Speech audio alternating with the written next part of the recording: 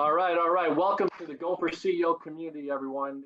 Here again with an incredible founder, CEO of Exit Strategy Realty. His name is Nick Libert, and I'm excited because over the last year or two, one of the things that this pandemic has done, and all the things that you'll be listening to either today, right now, live, or in the future, is learn to use technology. And this guy is all over LinkedIn, all over social media, does some incredible stuff in the real estate space. And I want you to learn today, take some notes, understand what he's doing and how you build out a brokerage to the size that he has it.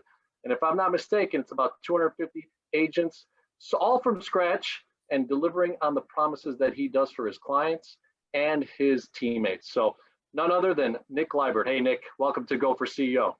Hey, thank you. I'm excited to be here, John.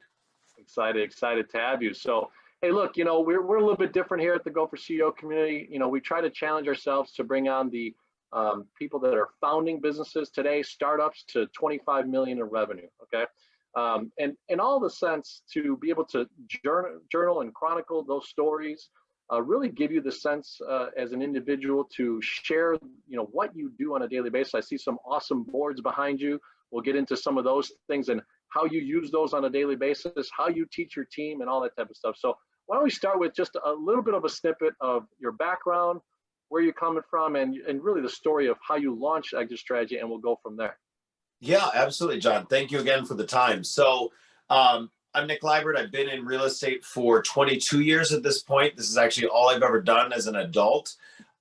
Didn't think when I got into real estate in college that I would be in it for life. But I'm a lifer now at this point. This is my passion. This is my drive every morning to get up and empower lives through real estate. And it's really in two forms. Obviously, my own clients, I think the best teachers are in the industry doing the same things that they're coaching on.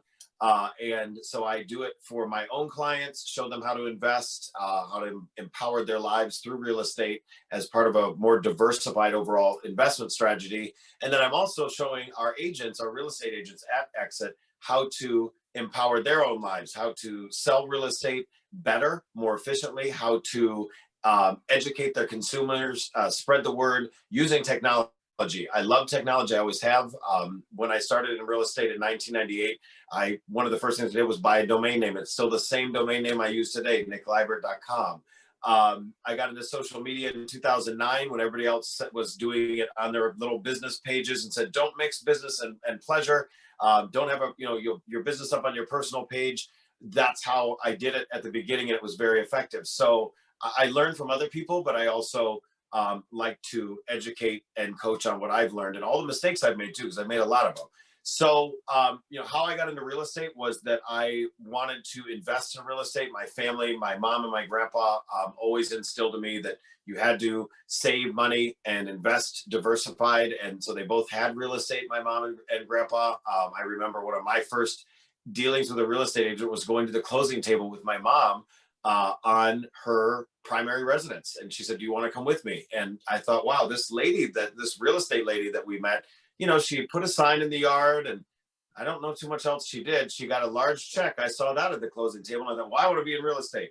And I think that's what a lot of people go out there and they see that check or they hear about it and they see the real estate agent driving a nice car. And there's so much more to the story beyond that. And not a lot of the real estate agents get to that level. So I wanted to get into it, really not knowing the full story of what real estate's all about. And I also wanted to invest in real estate. And I thought, well, how much better can you get than learning it from the inside out? So never thought I'd be in it forever, but I just fell in love with the industry. And along the way, I saw a lot of, unfortunately, failure around me. And I also failed a lot, failed forward, I should say, a lot the first decade I was in the business. And so as an agent, I started coaching and mentoring other agents. I eventually left the big brand that I was with because I realized that no brand is going to make you your business. You have to go out there and do it yourself. So I went out on my own and went independent.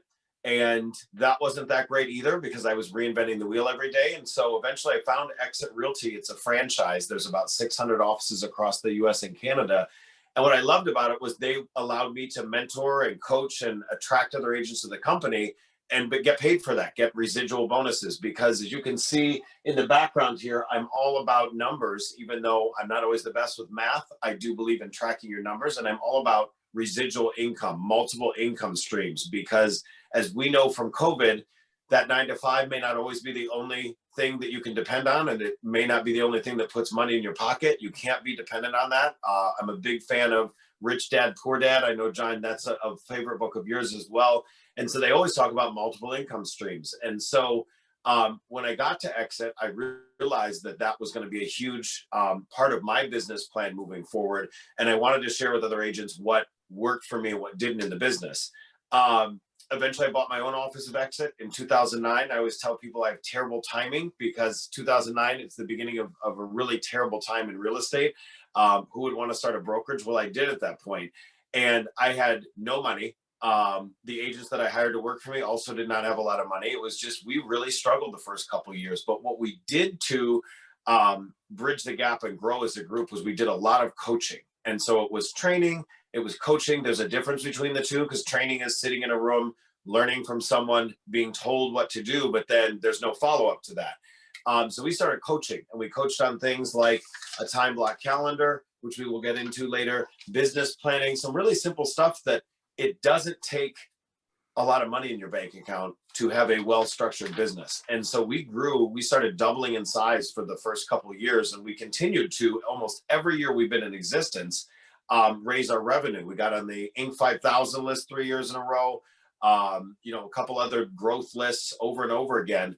And even as we got smarter about, well, we don't want everyone to join our company. We want to, help people realize that sometimes maybe we're not the best fit for them, but we continue to grow a little bit more selectively. And now it's incredible where we've gotten to, but I see that continuing to grow more through more education, more handholding, more technology, because this is just in a business where if you're going to do this without a lot of support and mentoring, it is really tough to get to the next level. And even right now, I'm getting coached within my company on how to work smarter and grow us from 250 agents to 500, grow our residual bonuses from 3 million we've generated as an office to over 5 million. I've still got a lot of work to do. Our agents still have a lot of work to do, but it's a lot of coaching and masterminding together, so we all learn from each other. That's been our success formula. We've along the way learned how to do things better and made mistakes, but it's been a really fun journey the vast majority of time. So I'm excited to share some of the stuff that's worked and some of the stuff that I screwed up on. So hopefully other people don't make some of those mistakes, because they were painful and costly at times. 100%, and those that you learn from are the most valuable, right? So those are the priceless ones. Let's go back a little bit, just in the sense of when you went on your own and having to brand Nick Libert, just the real estate brokerage company, compared to having now that relationship and that existing brand called Exit Strategy Realty. What were two things that you could pick out that you would suggest to people of why you went with Exit in that particular space, of why you branded, unlike yourself on your own compared to an Exit? Well, and we've got a lot of small independent brokerages that merged into us. I keep one of my business cards from when I was small and independent with me to just kind of remind me where I came from. I branded it to myself when I was independent, because I saw at the big box brands, no leads came to me because I was at those companies. And, as an independent contractor of any sort, but in particular in real estate, I think there's a natural at the beginning gravitation towards the big companies, because you think, well, I need to be with a brand because no one's going to want to work with me when I'm new. And I even find that with existing agents that have been in the business a decade or more, they've never tracked their numbers to realize they're the ones generating all the business. It's absolutely nice to be at a company that has a decent reputation, but that no one's calling the front desk at these companies anymore. That hasn't happened for 20 years. But what they're doing is they're calling the agent that built a relationship with them. So when I went independent, I called the company my name because it was easy. I had a little bit of an ego, which has been knocked down a bit over the years through a couple interesting times in the market. But the difference between staying independent, once you realize that you're going to have to generate all your own business, and being part of a larger organization. And I did not sleep well for quite a few nights after and before I made the decision. I thought, well, what am I giving up here? And I think it's the same equation that a lot of small independent companies that have merged into exit strategy have done the math on over the years. Is they're going, well, I'm giving something up, because obviously they've got to pay a little bit to be an exit.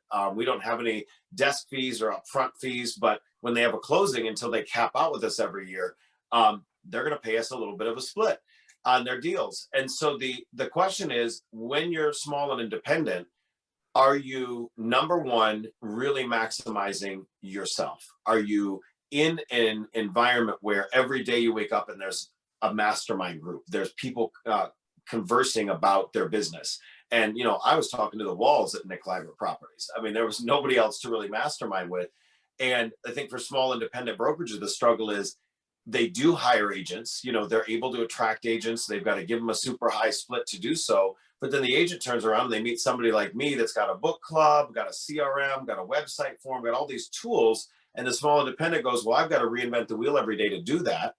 And it's very tough. It's a very tough road for small independents, particularly every time the market hits a hiccup. I sat there and I did the math and I thought, I'm going to be part of something bigger than me, because I want to mastermind with other brokers, with other agents. And so for me, as a non-owner of an Exit Realty franchise, when I first came to Exit, the math made sense, because I realized the 10% residual bonuses, I wasn't making 10% profit on the agents working for my brokerage when I was independent. I knew that I could probably get more production out of them being part of a bigger organization, leverage the technology of Exit, add my own unique flavor from being Nick Libert Properties on top of that, because Exit allows that autonomy within the organization. And it just made sense. And so that's kind of the way that I've looked at all the ways that we train and coach at Exit, is that I want to be able to have my agents not just learn from me, I want them to mastermind with each other. Because the way we've particularly done it, this has been a change and a learning period with us as Exit strategy. We've grown so big that we've got agents in 3 different groups. And what I mean by groups or tiers is that we've got new agents that have done, we classify it as less than 20 deals. They get our, what I call the lowest split. So they're in the lowest tier in terms of they're newer and they need more hand holding. They don't have the basics of a CRM. Their database isn't built out yet. Their social media probably isn't where it needs to be. Their prospecting skills aren't. There's a lot we do with them. So they start out at a 70-30 split. The tools that we give them, the coaching that we give them to get them to the next tier up, are things that I could not provide as a small independent. So when I came to Exit, I said to everybody, hey, your split's going to be 70% when you're new, but this is a company that can take you to 80%, can take you to 100%, because those are other 2 tiers. So after your first 20 deals with us, you go to an 80% base split. My job then as the coach is to get you into the tools, into the training, so that you can get from that 70% to that 80%. Then we really turn around with you at that second tier and go, okay, now you're at 20 deals, 20 lifetime deals, which some agents, they do that in a couple of months. Some agents, it takes them years. I don't care really. I just want to get them there as fast as they can get there, depending on what their lifestyle is and their motivation, their drive. Then once you're at the 80, we turn around and we say, okay, now how can we work smarter with these tools? Is it time for your first assistant? Is it time for you to just go back out and meet more people? What is it that now you don't know? Now you don't have to know how to fill out a contract as a new agent and all those nervous things that you deal with as a newer agent. You know the business. Now let's expand that business. Let's go deeper. And then the third tier is my favorite tier. And those are the ones that have they've hit 100% commission with us. And how we do it at Exit, at our offices of Exit, is that when you hit 100,000 in gross commission income for the year, you go to 100% commission split for the rest of the year. Those agents are in a tier with me because I'm still selling real estate. I've leveraged the staff where we've got a full-time managing broker. She's amazing. She's able to handle a lot of the newer agent questions, a lot of the state questions, a lot of that supervision. So I can focus on coaching agents. Well, I'm coached by a company called Core, and they're incredible. And so these people selling 10 times the real estate I do have taught me how to leverage, so I can turn around to these people that have capped out for the year and say, now you really have to build a team around you, because there's no way you can do 100,000 GCI plus particularly if you're not selling $1 million condos and single family homes every day. You got to really hustle. How can we build a team around you? And what's amazing about the exit formula, the residual bonuses, is that if they attract people from outside the company to exit, and then they're showing them the way, they're getting residual income off those people. And those people are learning these amazing skills from these top producers. So that person then with those bonuses can make over 100%. And they never have to go and open their own little brokerage. They can stay at exit, build their brand within the company, build a brokerage within a brokerage on their sales team. And it allows me to know that they'll never walk out the door like I did from the big box brand saying, there's got to be something better. I want to do my own thing. You can do your own thing with me as the franchisee or the owner of the company, taking all the liability, all the supervision, all the management mess off you so you can focus on exactly what I'm doing, selling a lot of real estate and showing other people around me how to do the same. So it's a beautiful thing. We're not perfect. No brand or office is, but I want to sit there to every real estate agent and question, not only are you in a mastermind, are you using every tool that you've got? Do you have the right tools? But also, is it just about you, or are you really helping the industry? Are you helping your clients?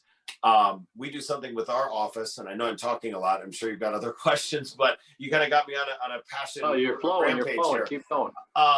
Is that we are really big into providing our agents with some turnkey, not only tools, but events.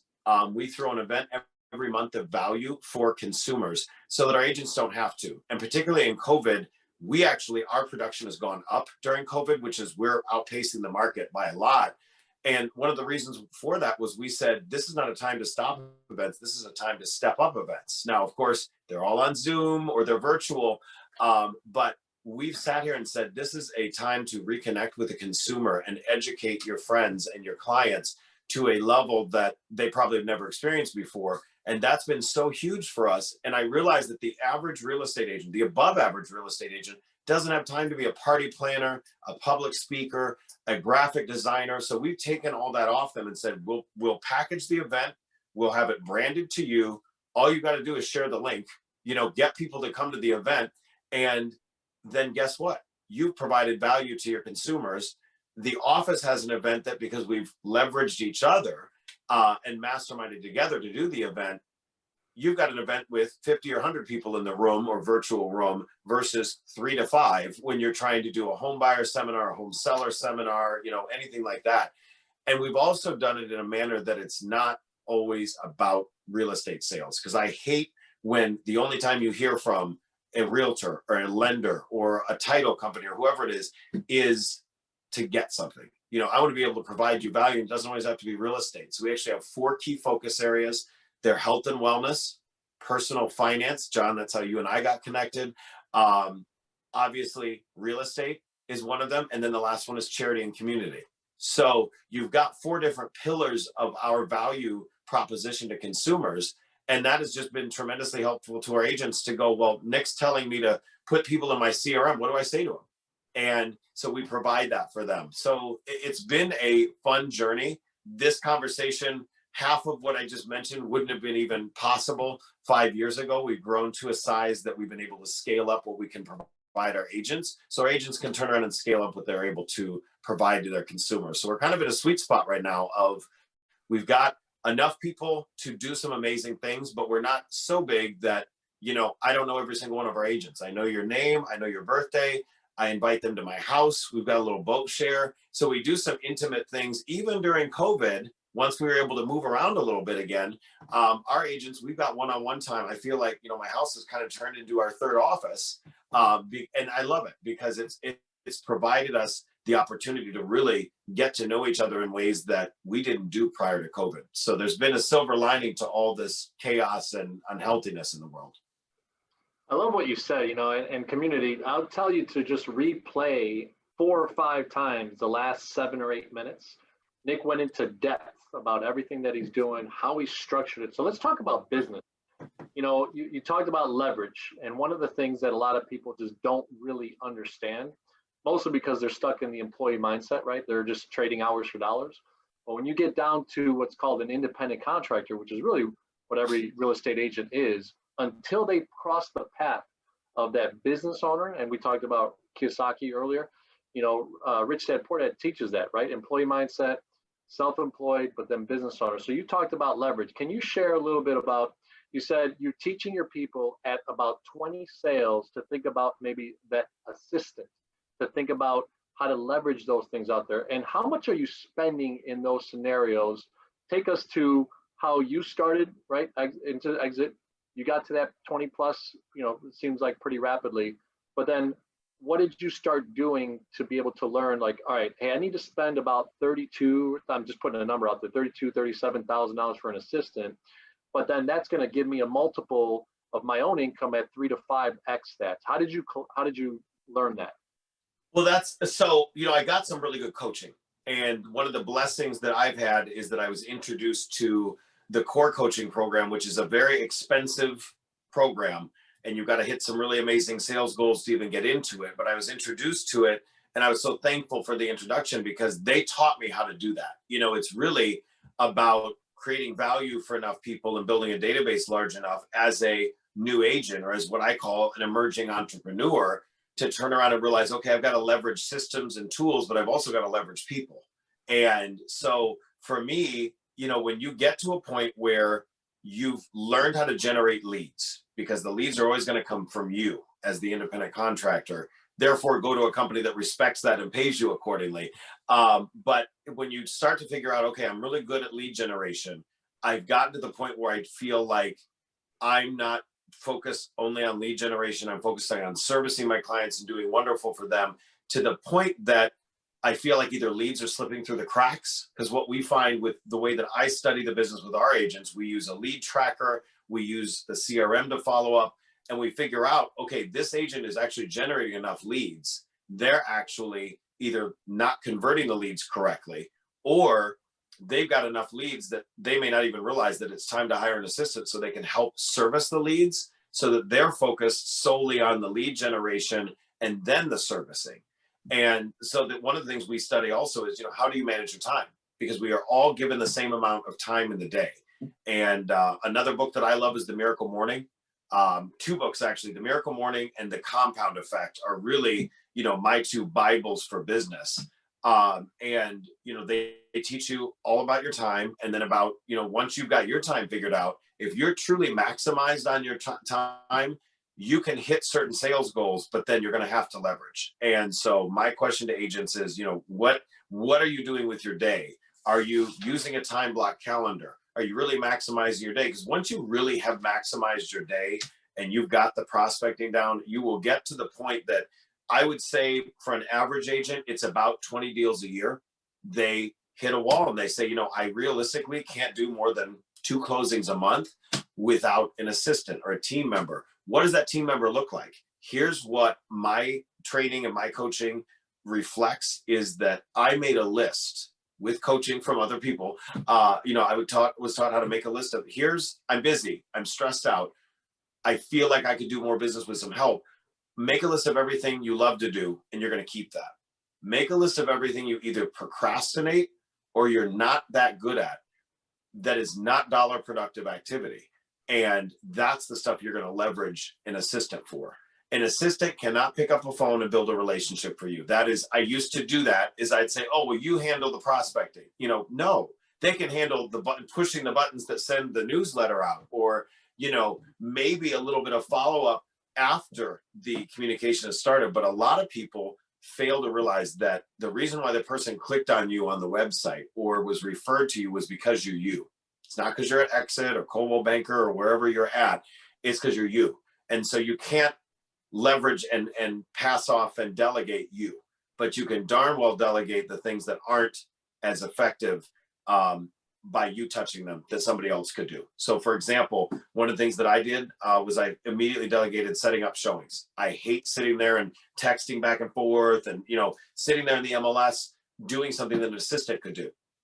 And another thing is that, sitting, once you've got a licensed assistant, sitting at a home inspection when they can sit there and be the eyes and ears. I want someone from my team there, but I don't need to do that when I really should be out building new relationships, and then following up and dealing with the negotiations of the home inspection issues, the high level stuff that the client expects you to be there for.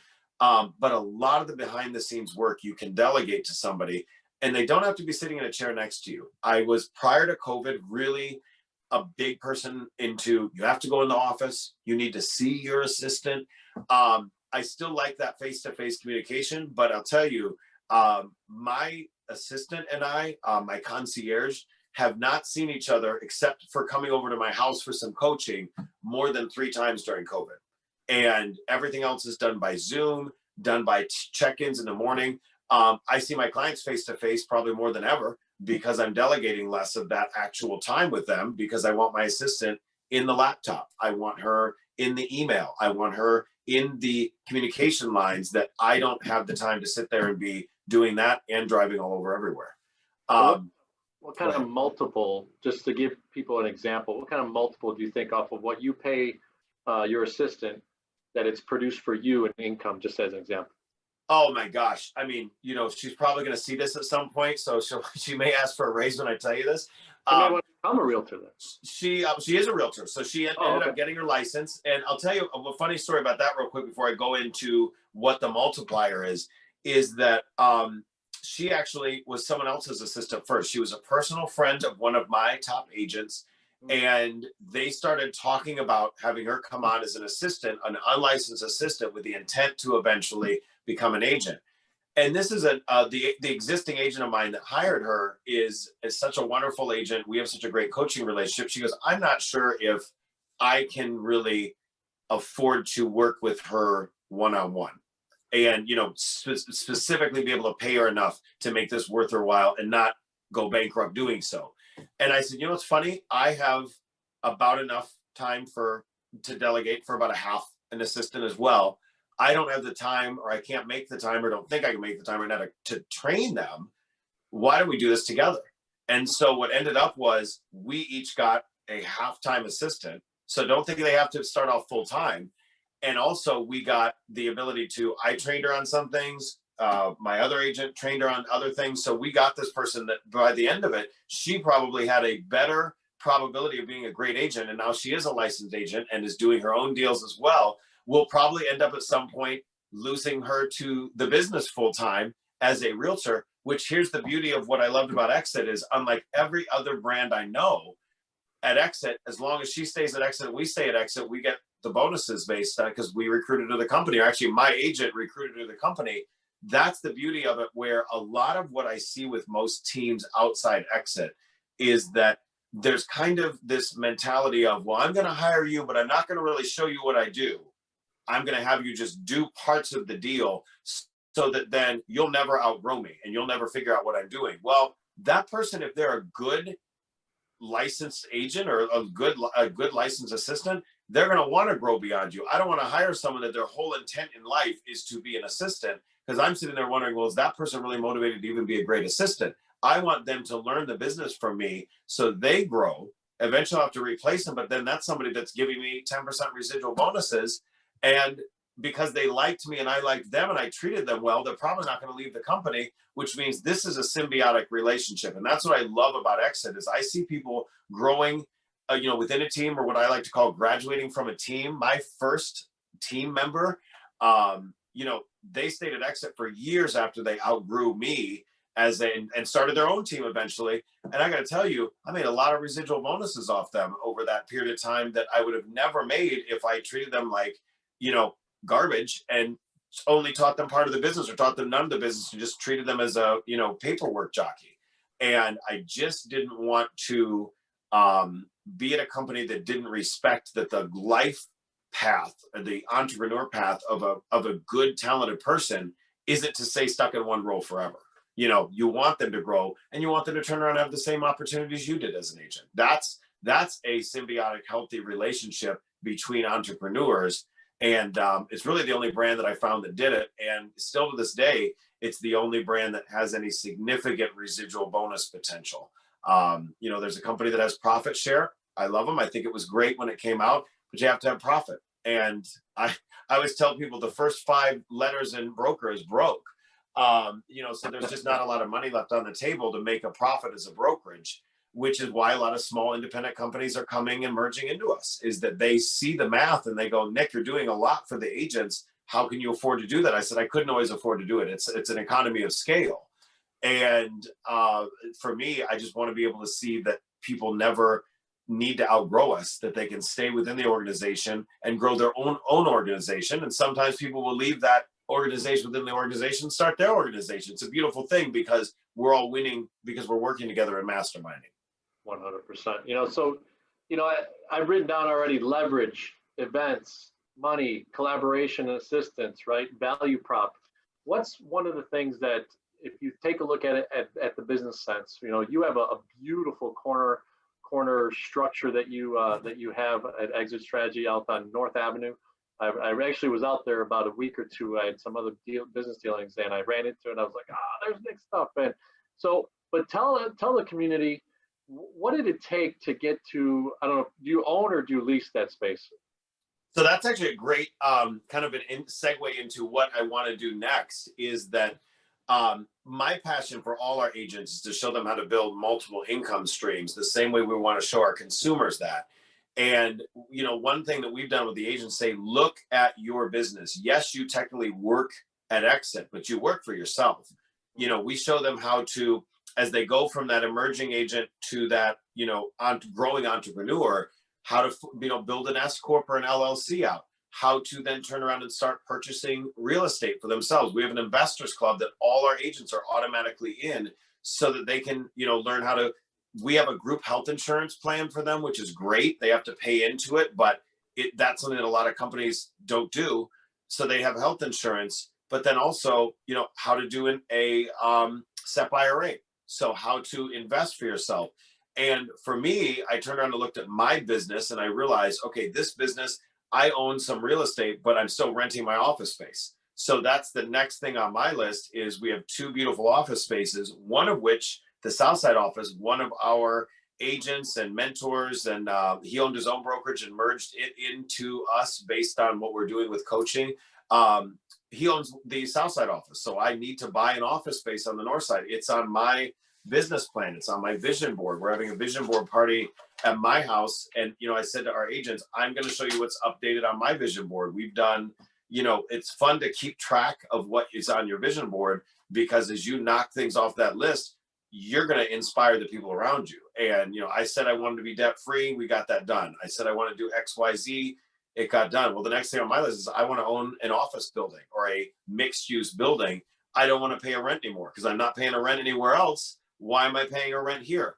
And to turn around to the agents and be able to say, you have the power, if you structure your own organization right, to have enough money in your bank account to buy not only your own home, because as a real estate agent, you should darn well own your own home. If you're telling everybody else real estate is such a great investment, why don't you have multiple income streams? Why don't you have real estate as an investment? And this is the time right now with these interest rates so incredibly low to really look into buy and hold. Flipping, I've been in the flipping game, made some money, lost a lot of money, took time away from my primary business. I'm not a big a fan of flipping, particularly in this market and moment, as I am as buy and hold, because you can make some money in flipping even right now. But wow, can you buy some things right? Multi-unit buildings especially, if you get an interest rate below around 3% and you hold that place for 30 years, your cost of borrowing is so low, your affordability is so low, that even if you didn't get it for the best possible price, and I'm seeing some really nice price drops right now with the continued uncertainty in the market, if you buy it right or even okay, you're cash flowing almost instantly with these interest rates on anything priced reasonably. Think of what you can do with that over time. Because I tell everybody, for your business, mailbox money and mattress money are the keys to real estate. And John, you've heard me talk about this before. For consumers and for entrepreneurs, for independent contractors, you want, number one, the roof over your head. I'm at my home office right now. I spent so much more time here the last 6 months in COVID. Mattress money it's where you sleep at night, because you're paying down on your mortgage and the place is over time hopefully appreciating. But even if it never appreciates, you're paying down on that mortgage. Whereas if you're throwing money away on rent, you're never going to get that back. And eventually over a 30-year, 20-year, or 15-year note on the mortgage, and you pay that note off, you've got an asset that you accidentally invested because you've been sleeping here. It's mattress money. It's money that you put away that you don't even think about because you're paying your mortgage down. Mailbox money is the key to the investment side of it. And that's when you have money coming to your mailbox every month. Now, these days it's Zelle, Venmo, etc., that you get your rent payments, but same philosophy. You can cash flow and make a little money over on top of your mortgage. That should be your goal on a multi-unit investment property or a single unit investment property. But then as you pay down on that note or pay that note off and that property appreciates over the years, you've got this, wave of wealth coming that it just is unbeatable. Because what I love about real estate is the return on investment, because you're using ROI as return on investment. OPM is other people's money. At these interest rates, use other people's money as much as you can. Use a bank note, a bank mortgage to finance the property. If you're putting 20% down, unlike a stock that you don't control all the rest of the craziness and chaos in the world or what that board of directors or that stock price does. You control and own that piece of property, but you're in a stock, you're putting 100% down. And in a regular real estate investment, you're putting 20%, or if you're buying a property for yourself, which is why I like house flipping or house hacking so much. If you're using it as your primary residence, 3.5%, 3%, 5% down, whatever that percent down is, that's all you're putting into the property up front. Your return on that investment isn't the price of the whole property, it's the price of what you put down, that mortgage, your down payment on that mortgage. That's huge. Your return on investment is going to be massive compared to the rest of the investment products out there. Now, I like a diversified portfolio. I know, John, you do too. You can't always depend only on real estate, but what a smart part of your life.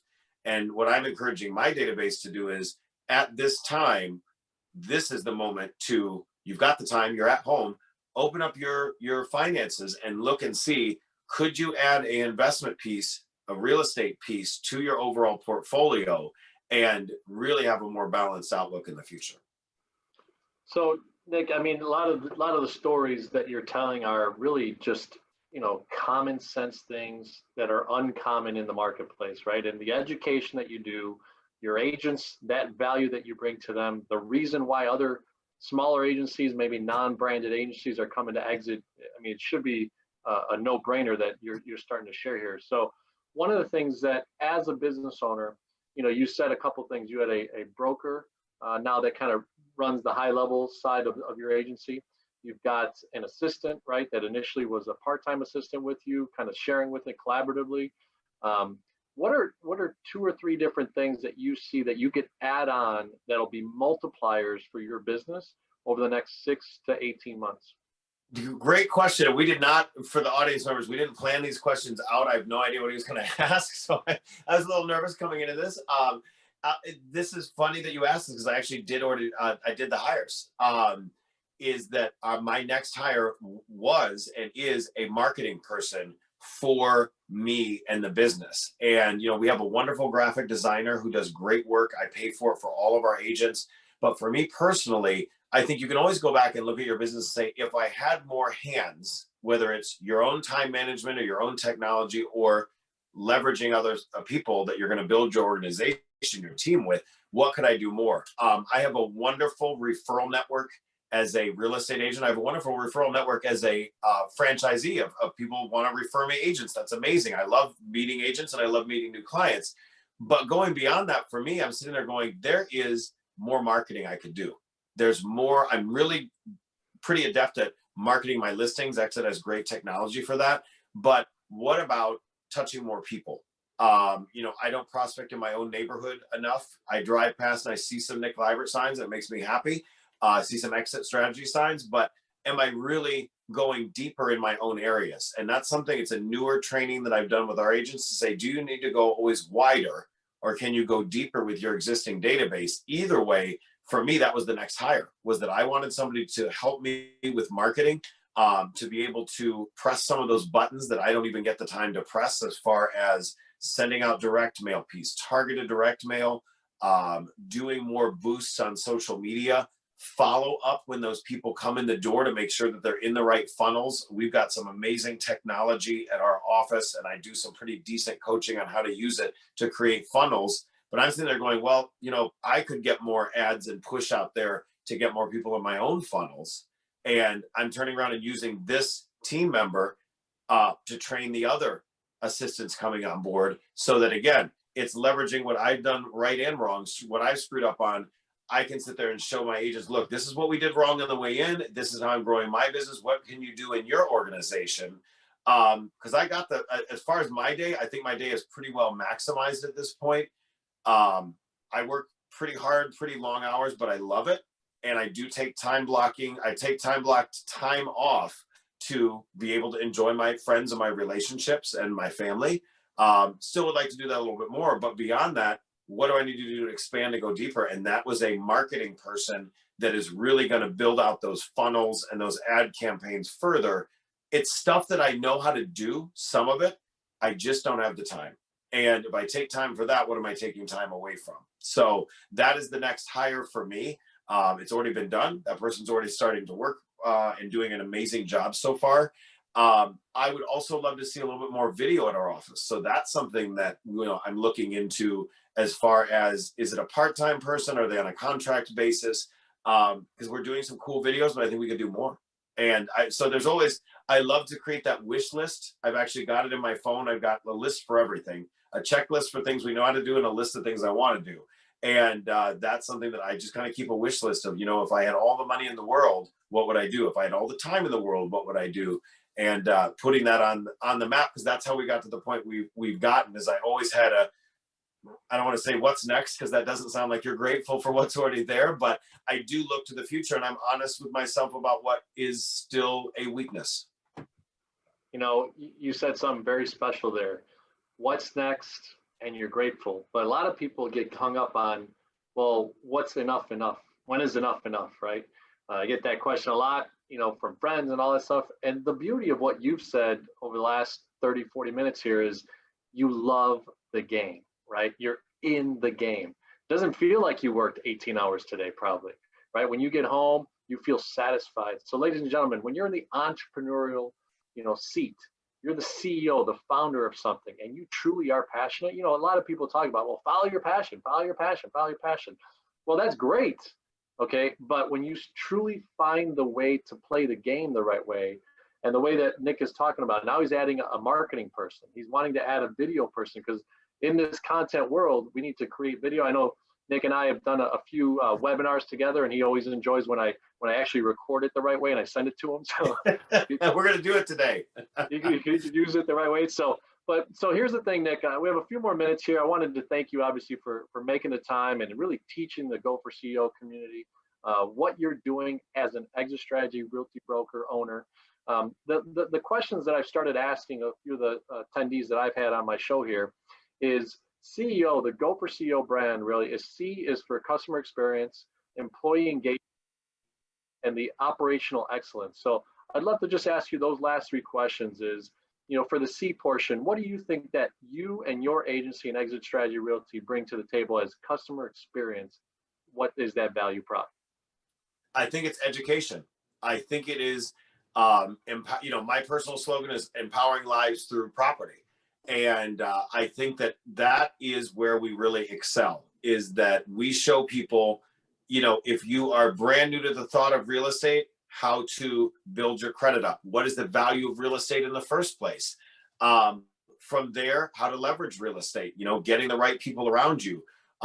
We have a new product we're using internally to help us get people the right vendors, the right contractors, a move concierge, and really to help them, because that's what we're hearing and seeing, is that it's great that we've educated them. Now what's next?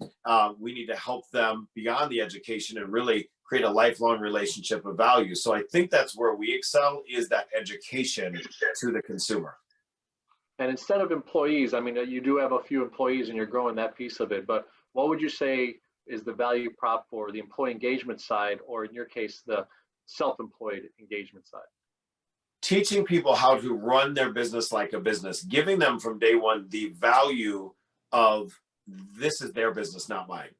Yes, their business is housed at Exit Strategy, but I am simply a coach to them. They are going to be the ones that they're responsible for that business, and they're the ones that are empowering that business. So having from day one that conversation of this is yours, but I want to help you grow that. I want to help you grow that organization the same way that my coaches are coaching me on growing and building my organization, because we're really all doing the same thing. We're all engaging a network of people, providing them value and education and coaching in order to help their lives, so we can turn around and build this for other people as well. And that's what internally, I want that relationship to feel as good and solid as I feel like my relationship is with my clients. And that has been our recipe for success so far internally.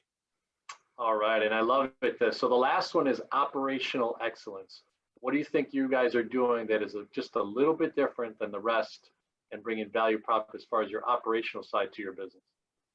I think it's the residual bonuses, quite frankly. I think it's providing systems for everybody to win. So it is the technology, the way that we package our technology. It's the exit technology and our own stuff, proprietary recipe we put together on top of that. Consistently providing that value internally, where we don't have a training that is a one-time thing. We have ongoing. Every morning I wake up with, what is the message I'm going to do today to help these guys grow, help these ladies and gentlemen grow? That is my push internally. On the operation side, systematizing that and making that as streamlined in a ready to go box as possible that they can edit and template on their own. That has been on the organization, on the operational standpoint, what's worked best for us. And I always like to say, okay, well, here's where we're going to go next with that. We're really working on making sure the staff feels that they've got a great box as well. I think that's something that I've always really catered to the agents. And as our staff has grown, I've realized they need a little bit more, help and a hug too internally, because they don't always have the most attention for me. The agents get it. So that's why we've kind of added a more full-time managing broker to supervise and help them, so that I can stay out of the weeds. I always tell the agents, what are you doing to stay out of the weeds? I want to stay out of the weeds, and I want to be the highest and best use to the agents, systematizing for them, and knowing that that is going to be what helps their business grow the most. I love it. I'll tell you what, if you get a chance 3 months from now, 7 years from now, and you see this video, I want you to replay it over and over and over, because the things that Nick is sharing are really foundational to running a business, to running a real estate business, and really bringing all the resources together to finally have almost, I would say you guys are top notch in the industry. I've seen some other places. I've got friends at other places. And the reality is it's been a real joy getting to know you and the way that you operate, the way that I see you on LinkedIn, the way that I see you. Now I'm getting some of the emails of the inside scoop and everything. And it's really interesting to see. So thank you so much, Nick, for joining this Go for CEO community. I hope that everybody will enjoy this, repeat it, record it to themselves, or replay it to themselves, and share with other people in our community. So subscribe, hit the like button, and let Nick know that if you're a realtor and you're with another brand, you should really think about coming over and learning how to really, truly run a real estate business. Thanks so much, Nick. I appreciate your time. Thank you. Appreciate you guys. Have a